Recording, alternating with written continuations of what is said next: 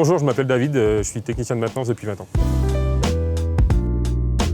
J'ai fait un bac génie électrotech suivi d'un BTS maintenance industrielle. Une fois le BTS obtenu, je suis rentré directement ici au service maintenance.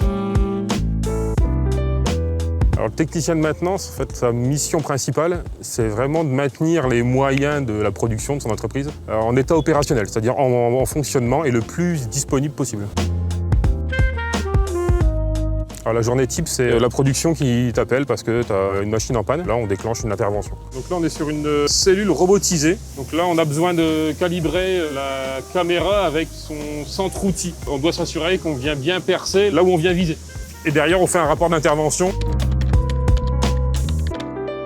Donc là, ici, on a notre outil qui sert à gérer donc, tout ce qui est intervention et avis de panne. Donc on a la liste de tous les arrêts qui sont déclenchés par la production. Et on vient également décompter les pièces détachées qu'on a sorties du magasin pour effectuer la réparation. Donc là, dans le métier, on a la partie corrective. Donc là, on attend vraiment le coup de fil pour les dépanner. Et on a une grande part du temps aussi avec de la maintenance planifiée. Et on fait de la maintenance préventive. Là, on est en train de remettre en état une pompe haute pression qui a été diagnostiquée lors d'un préventif. On a relevé des fuites. Dans ce cas précis, on la démonte et on prend celle qui est disponible au magasin pour remettre sur l'équipement. Dans le service maintenance, avant, on n'avait pas forcément les deux facettes. On avait le mécanicien, l'automaticien.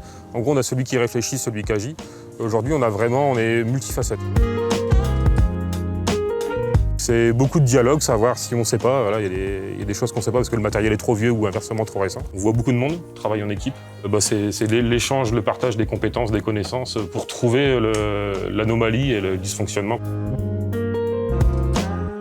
Ça nous ouvre les portes de tout ce qui est métier, on va dire, technique aux alentours, tout ce qui est les moyens de production, sur les méthodes, tout ce qui est métier support, mais autour de la technique. On reste vraiment sur une partie technique.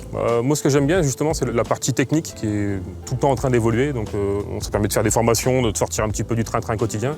Et vraiment, le contact, le fait de rendre des comptes, d'amener son expertise technique, ça, c'est des choses qui sont vraiment très intéressantes, quoi.